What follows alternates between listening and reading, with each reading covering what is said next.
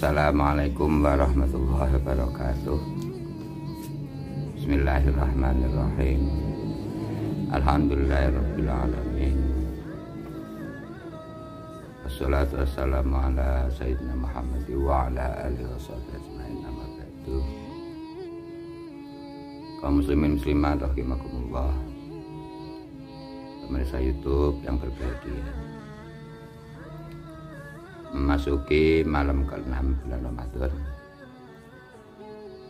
memasuki tarawih yang ke-6 pada bulan Ramadan. Wa fil lailatis sadisati, tarawih pada malam ke-6 di bulan Ramadan. Atahu wa ta'ala sawaba man tafa bil baitil ma'mur wa yastaghfir lahu kullu hajarin wa madari. Tarawih pada malam ke-6, maka Allah akan memberikan pahala seperti pahalanya orang yang sedang tawaf di Baitul Ma'mur, tawaf di Ka'bah, dan seluruh batu dan tanah akan memohonkan ampunan kepada orang yang mau bertarawih di malam ke-6. Wa fil lailatis sabi'ati, tarawih pada malam yang ke-7, faka'an nama adraka Musa alaihissalam wa nasarahu ala fir'aun wa Haman. Orang itu seakan-akan bertemu dengan Nabi Musa alaihissalam dan menolong kepada Nabi Musa atas Fir'aun dan Haman. Kaum muslimin muslimat rahimakumullah, itulah besarnya pahala salat tarawih pada malam ke-6 dan malam ke-7. Oleh karena itu, mari bersama-sama kita isi malam ke-6 dengan bersalat tarawih dengan penuh kekhusyuan. Selanjutnya, pada kesempatan ini akan saya sampaikan tentang sedekah. Maaf, sedekah, dalam masalah sedekah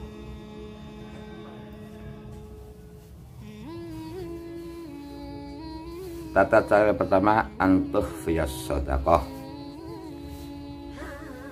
Orang yang mengeluarkan sedekah hendaknya merahasiakan supaya kanan kiri tidak tahu, supaya tetangga tidak tahu, supaya keluarga tidak tahu, supaya anak cucu tahu, siapapun supaya tidak tahu. Sehingga diibaratkan tangan kanan memberi, tangan kiri tidak mengetahui.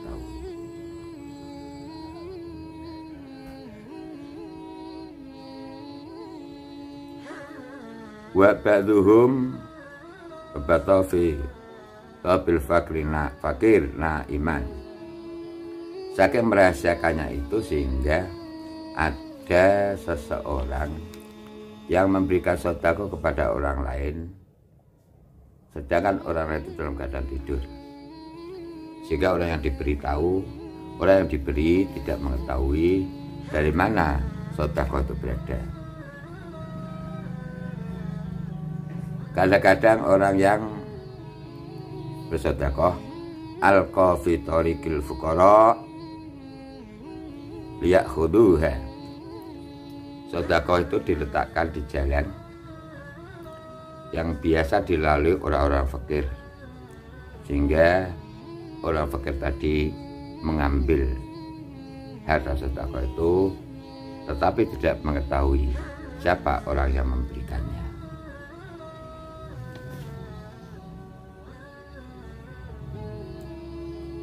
Yang kedua, wasani antahdzara minal manni wal adha. Bersedekah itu hendaknya menghindari sesuatu yang bisa menyebabkan orang yang diberi itu menjadi sakit.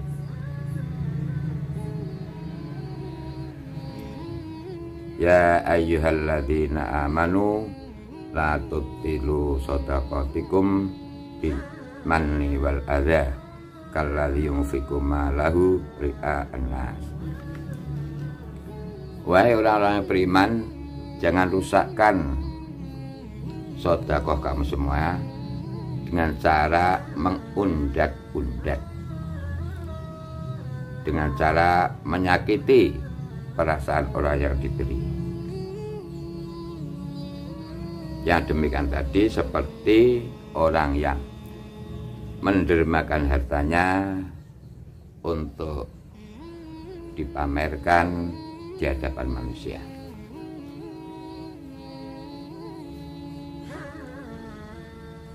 Cara bersedekah yang ketiga, antukhrijaha min atyabi amwalika, agar bersedekah dari harta yang paling baik, dari harta yang paling bersih. Yang paling baik pengertiannya, harta itu diperoleh melalui cara yang halal, melalui cara yang benar.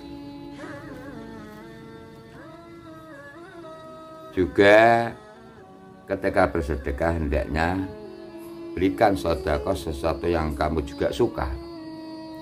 Bisa jadi yang terbaik, bisa jadi yang sudah tidak kedaluarsa, bisa jadi sesuatu yang basi, bau dan lain sebagainya. Hindari itu. Lan tanalul birra hatta tunfiqu mimma tuhibbun. Tidak akan memperoleh kebagusan kamu semuanya sehingga kamu semuanya mendermakan hartanya sesuatu yang kamu sukai. Maksudnya ketika kita semua berderma, bersedekah, hendaknya sesuatu itu termasuk sesuatu yang kita senangi. Sufyan As-Tsauri berkata, man anfaqal harama fi ta'atillah kaman tahhara sawba bil baul. Siapa mendermakan hartanya dengan harta yang haram yang tujuannya untuk bertaat kepada Allah Subhanahu wa taala, maka orang itu seperti membersihkan pakaian dengan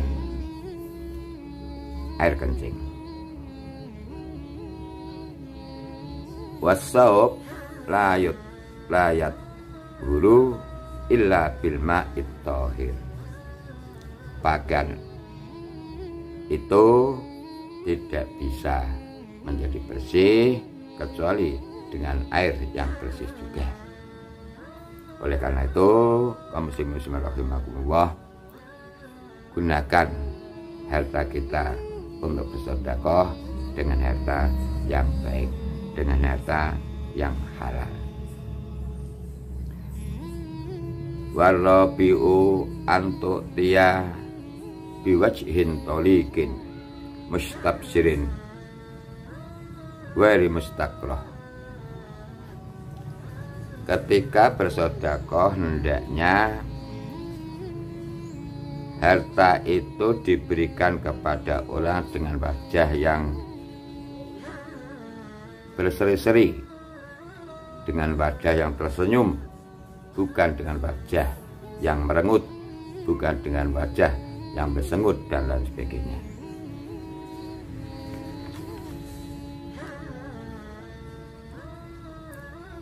Alladzina yunfikuna amwalahum fi sabilillah tsumma la yutbi'una ma anfaqu manna wala adza lahum ajrum inda rabbihim wala khaufun 'alaihim wala hum yahzanun. Orang-orang yang mendermakan, menginfakkan hartanya di jalan Allah, kemudian tidak mengikutinya dengan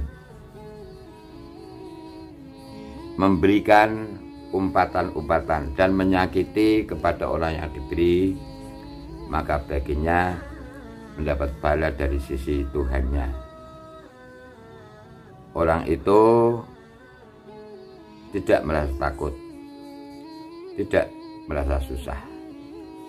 Sekali lagi, berikan sedekah itu dengan cara ikhlas, dengan wajah yang berseri-seri, dengan wajah yang menggembirakan, tanpa dibarengi dengan menyakiti, mengundat-undat, dan lain sebagainya.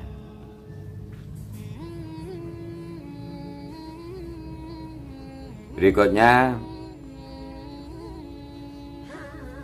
innaman anfaqa dirhaman wahidan minal halal afdalu min mi'ati alfin ma'al karohah. Siapa yang mendermakan hartanya 1 dirham dari harta yang halal, maka akan lebih utama dibanding berderma 100.000 dirham dengan disertai rasa terpaksa.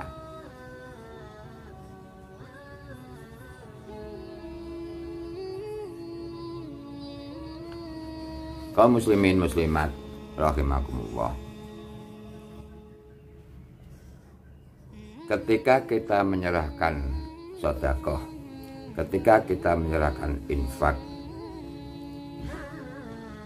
harta yang didermakan, harta yang diinfakkan akan menyampaikan, akan berkata dalam 5 kata. Yang pertama, al-ula kuntu shaghiratan fakatni. Saya harta yang disedekahkan hanya kecil, hanya sedikit. Mudah-mudahan yang bersedekah diganti dengan harta yang banyak, yang besar. 1. Sehingga sedikit pun harta yang kita serahkan, meskipun sedikit harta yang kita infakkan, itu akan didoakan oleh harta itu. Harta yang kamu keluarkan akan diganti dengan yang lebih besar dan yang lebih banyak. Yang kedua, kunta harisi fal'ana sirtu harisaka. Selama ini kamu menjagaku, maka saya, harta yang kamu serahkan untuk infak atau sedekah, akan menjadi penjagamu.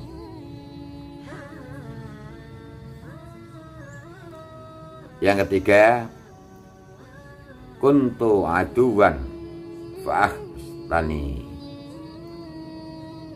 Saya sebagai musuh, susah untuk dibuat berderma, eman-eman untuk bersedekah,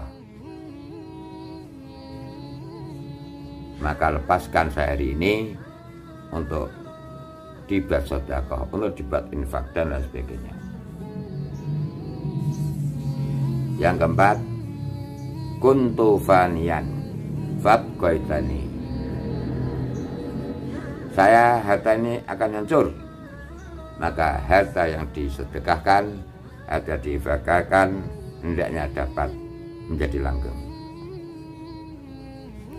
Yang kelima, kuntu qalilatan fakaffatani. Saya hanya sedikit, yang sedikit ini hendaknya diganti dengan yang lebih banyak. Man jaa bil hasanati falahu asyru amsalihha. Barang siapa menyerahkan kebaikan, orang itu akan memperoleh 10 kali lipat kebajikan itu sendiri. Kaum muslimin muslimat rahimakumullah. Selanjutnya mari kita renungkan tentang ibadah malam sahabat Nabi. Dalam hal ini adalah Ibnu Abbas. Nama aslinya Abdullah bin Abbas. Siapa beliau? Ia seorang sahabat yang mulia, penafsir Al-Quran dan ahli ilmu tafsir. Beliau adalah putra paman Nabi Muhammad SAW, dan Nabi pun pernah mendoakan kepada dia, Allahumma faqihhu fiddin wa 'allimhu ta'wil. Ya Allah, fahamkanlah Ibnu Abbas dalam urusan agama, dan ajarilah Abdullah bin Abbas tentang penafsirannya.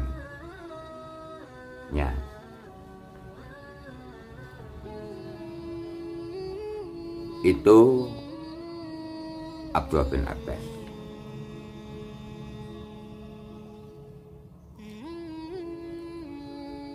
Abdullah bin Abbas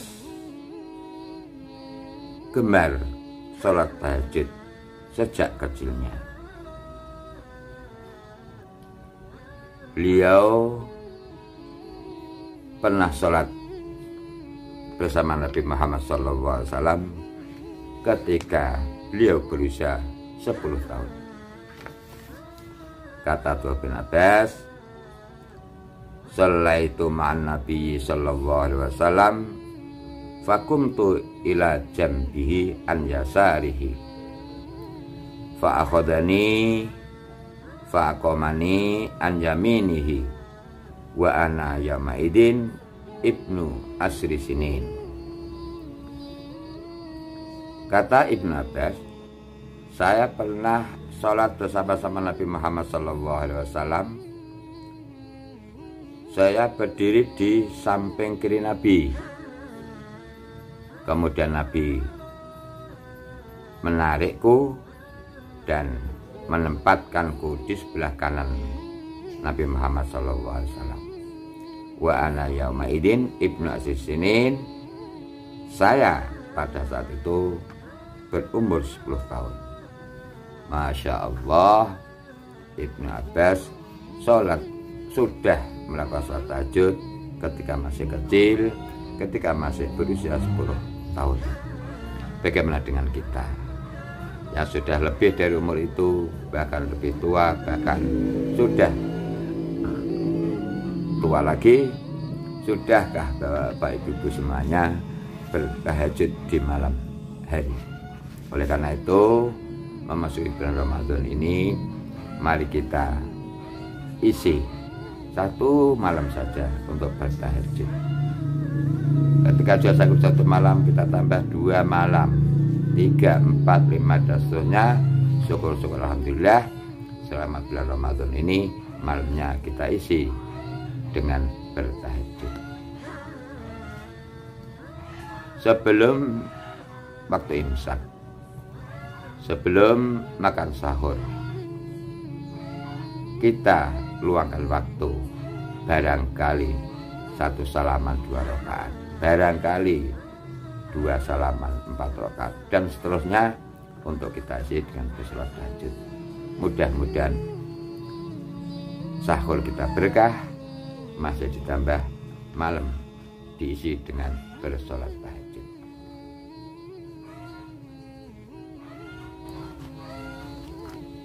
Ibnu Abbas ketika sholatnya dilakukan dengan cara yang khusyuk.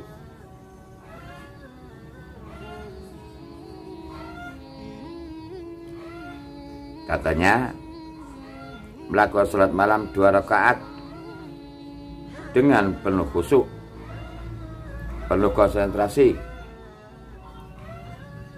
lebih daripada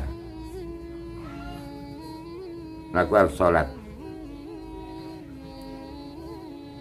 2 rakaat dengan cara khusyuk, dengan penuh konsentrasi, akan lebih baik melakukan sholat semalam suntuk dengan keadaan lalai. Ibnu Abbas suka meneteskan air matanya sehingga pandangan matanya menjadi kabur. Contoh Ibnu Abbas, contoh Abdullah bin Abbas yang ahli ilmu pengetahuan, yang ahli takwil, yang ahli tafsir, bahkan yang didoakan Nabi akan mendalam agama, yang rajin bertahajud dimulai sejak umur 10 tahun, yang suka meneteskan air mata ketika melakukan sholat, yang melakukan sholat dengan cara khusyuk, itu sebagai pertimbangan, sebagai pandangan, sebagai perbandingan kepada bapak ibu kaum muslimin semua. Mudah-mudahan puasa Ramadan kali ini bisa kita isi dengan penuh beribadah kepada Allah Subhanahu wa taala, penuh salat malam dan ibadah yang lain. Mudah-mudahan semua ibadah diterima oleh Allah Subhanahu wa taala. Amin Allahumma amin. Wassalamualaikum warahmatullahi wabarakatuh.